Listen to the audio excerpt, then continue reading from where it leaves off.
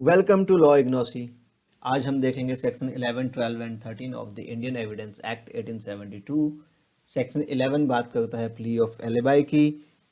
हम साथ में देखेंगे कुछ केस लॉज, लेकिन उससे पहले अगर आपने हमारा चैनल सब्सक्राइब नहीं किया है तो प्लीज़ उसे सब्सक्राइब कर लीजिए और साथ में बेल आइकन भी दबा दीजिए ताकि आने वाले वीडियोस का नोटिफिकेशन उसी वक्त आपको मिल जाए। आइए अब स्टार्ट करते हैं सेक्शन 11।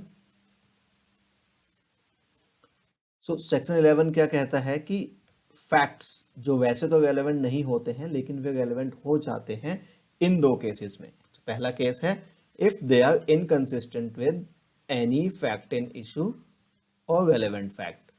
कोई भी फैक्ट जो किसी फैक्ट इन इशू या रेलेवेंट फैक्ट से इनकंसिस्टेंट होता है वो फैक्ट भी रेलेवेंट हो जाता है। ठीक है। सेकंड पॉइंट है तो वो वाले फैक्ट्स जो कि या तो खुद से या किसी अन्य फैक्ट के साथ कनेक्शन बना के किसी भी फैक्ट का होना या ना होना उसकी संभावना को या तो बहुत ज्यादा बढ़ा देते हैं या बहुत ज्यादा घटा देते हैं, तो वो वाले फैक्ट्स रेलेवेंट हो जाते हैं। इलिस्ट्रेशन देख लेते हैं इसकी हम। पहले इलिस्ट्रेशन है कि क्वेश्चन है कि क्या ए ने क्राइम कमिट किया है कलकत्ता पे on a certain days. The fact that A was at Lahore is relevant. ठीक है। क्या कहता है कि कलकत्ता में एक एक्स डेट को कोई क्राइम हुआ था और ए उसमें एक्यूज्ड है, और अगर एक ए ये साबित कर देता है कि वो उस पर्टिकुलर डे पे कलकत्ता में था ही नहीं बल्कि वो लाहौर में था, ठीक है, तो ये वाला फैक्ट जो है वो रेलेवेंट हो जाएगा। ठीक है। और इसी चीज को हम कहते हैं एलिबाई। एलिबाई का मतलब होता है एल्सवेयर और समवेयर एल्स, मतलब किसी और जगह पे उपस्थिति। एलिबाई को ये साबित करना पड़ता है कि वो क्राइम वाली जगह से इतने ज्यादा डिस्टेंस पे था कि क्राइम वाली जगह पे उसका उपस्थित होना संभावित नहीं था, उसकी पॉसिबिलिटी ही नहीं थी कि वो क्राइम वाली प्लेस पे प्रेजेंट होगा। नेक्स्ट इलिस्ट्रेशन हम देख लेते हैं।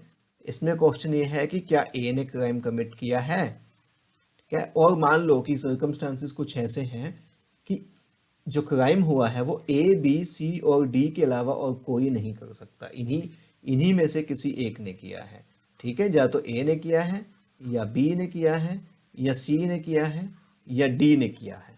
ठीक है। और वो सभी फैक्ट जो ये बताते हैं कि इन चारों के अलावा किसी ने नहीं किया हो सकता वो रेलेवेंट होंगे, प्लस वो फैक्ट भी रेलेवेंट होंगे जो ये बताएंगे कि ना तो ये सी ने किया है, ना डी ने किया है, ना बी ने किया है। ठीक है। तो ये सब फैक्ट्स भी रेलेवेंट हो जाएंगे।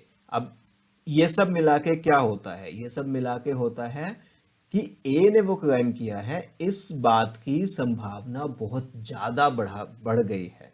ठीक है। तो ये वाले फैक्ट्स भी रेलेवेंट हो जाएंगे। अभी हम इसमें सेक्शन 11 में एक केस लॉ देख लेते हैं। केस लॉ है छाया वर्सेस स्टेट ऑफ महाराष्ट्र 2018 का केस है ये। इसमें एक विक्टिम को 100% बर्न इंजरीज हुई थी, वो अपने मैट्रिमोनियल होम में थी। ठीक है। तो उसने जब केस फाइल हुआ तो उसमें मल्टीपल एक्यूज थे। तो एक एक्यूज उसमें थी कि जो उसका हस्बैंड था वो एक्यूज नंबर 1 है, तो उसके भाई की जो वाइफ थी, ठीक है, वो इसमें एक्यूज थी। लेकिन उसके भाई की जो वाइफ थी वो तो अपने हस्बैंड के साथ अलग हाउस में रहती थी। ठीक है। और मेडिकल सर्टिफिकेट इशू किया गया था कि उसकी सर्जरी हुई थी और वो मूव करने की कंडीशन में नहीं थी। ठीक है। तो ये जो प्ली ऑफ एलिबाई है ये एक्सेप्ट कर ली गई थी इस कोर्ट में, जो ये बताती थी कि एक्यूज्ड उस जगह पे नहीं हो सकती जहां पे क्राइम हुआ है। ठीक है। ये था सेक्शन 11। अब सेक्शन 12 पे आते हैं। बहुत ही छोटा सा सेक्शन है ये बताता है कि in suits for damages fact standing to enable court to determine amount are relevant. ये उन suits की बात कर रहा है जहां पे डैमेजेस क्लेम की गई हैं। ठीक है।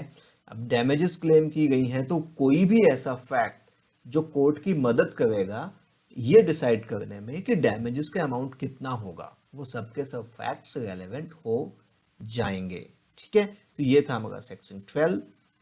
सेक्शन 13 जो है वो राइट्स और कस्टम के एग्जिस्टेंस के ऊपर है मोस्टली। ठीक है, तो ये कहता कि अगर कोई ऐसा क्वेश्चन है कि जो किसी राइट या कस्टम के एग्जिस्टेंस पर सवालिया निशान उठाता है तो फिर उस केस में ये फॉलोइंग फैक्ट्स रेलेवेंट हो जाते हैं। तो पहला क्या है कि कोई भी ट्रांजैक्शन, ठीक है, जिससे कि वो राइट या कस्टम जो है जो कि जिस पे सवाल उठा गया है वो या तो उससे बना हुआ हो या मॉडिफाई हुआ हो या किसी ने क्लेम किया हो, उसको रिकॉग्नाइज किया हो, ठीक है, या उसको डिनाई किया हो, उसको असर्ट किया हो, ठीक है, या फिर जो इसके एग्जिस्टेंस से इनकंसिस्टेंट होगा, वो सब फैक्ट्स रेलेवेंट हो जाएंगे। ठीक है, मतलब कि वो सब ट्रांजैक्शंस जो हैं वो रेलेवेंट हो जाएंगी। ट्रांजैक्शंस क्या हो सकती हैं? ट्रांजैक्शंस कुछ भी दो लोगों के बीच में संवाद हो सकता है, दो लोगों के बीच में प्रॉपर्टी की डील हो सकती है, तो वो सब ट्रांजैक्शंस जो हैं जिससे ये सब चीज़ें पता चलती होंगी उस कस्टम या राइट की, वो रेलेवेंट हो जाएंगे। उसके अलावा वो पर्टिकुलर इंस्टेंसेस जिनमें उस राइट या कस्टम को क्लेम किया होगा, रिकॉग्नाइज किया होगा, एक्सरसाइज किया होगा, या फिर उसकी एक्सरसाइज में कोई डिस्प्यूट आया होगा, ठीक है, वो सब फैक्ट्स भी रेलेवेंट हो जाएंगे। अब इसमें देख लेते हैं इलिस्ट्रेशन क्या कहता है कि क्वेश्चन आया कि एक तालाब में मछली पकड़ता था। अब क्वेश्चन आया कि क्या उसको मछली पकड़ने का अधिकार है या नहीं है। तो इस केस में ए क्या क्या फैक्ट्स दे सकता है जो कि रेलेवेंट होंगे। कोई डीड है जिसमें ए के एंसेस्टर्स जो हैं वो मछली पकड़ते थे, तो उसका कोई डीड होगी, वो दे सकता है। कोई मॉर्टगेज हो ए के फादर की जिससे उसको मछली पकड़ने का वो मिला हो, ठीक है। कोई पर्टिकुलर इंस्टेंसेस हो जिसमें ए के फादर ने प्रैक्टिस किया हो मछली को पकड़ना, ठीक है। और कोई ऐसा फैक्ट हो जिससे कि ए के फादर ने ग्रांट किया हो मछली पकड़ने को। कोई ऐसा इंस्टेंस जिसमें कि ए के पड़ोसियों ने उसको स्टॉप किया हो उनके मछली पकड़ने को, ठीक है, ये सब फैक्ट्स रेलेवेंट हो जाएंगे।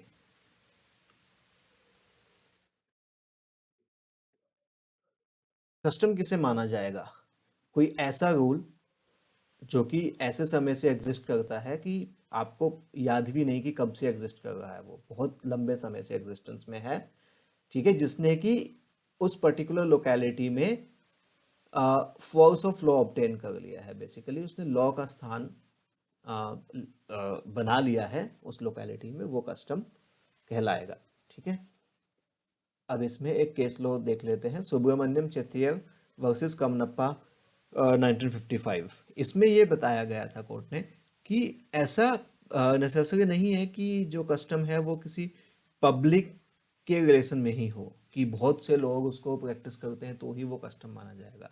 कस्टम किसी फैमिली स्पेसिफिक भी हो सकता है, कुछ एरिया स्पेसिफिक भी हो सकता है, मतलब कि बहुत ही छोटा एरिया होगा उसके स्पेसिफिक भी हो सकता है, एक फैमिली का अपना भी हो सकता है। और जो एसेंशियल्स हैं किसी भी कस्टम के वो हैं कि वो बहुत लंबे समय से होना चाहिए, रीजनेबल होना चाहिए, बिना इंटरप्शन पे कंटिन्यू हुआ होना चाहिए, और उसका नेचर सर्टन होना चाहिए, ऐसा अनसर्टेनिटी नहीं होनी चाहिए उसमें कोई भी। ठीक है, तो ये था हमारा सेक्शन 13। तो आज के लेक्चर में हमने देखा section 11, 12 and 13 Indian Evidence Act का। आई होप आपको अच्छा लगा होगा।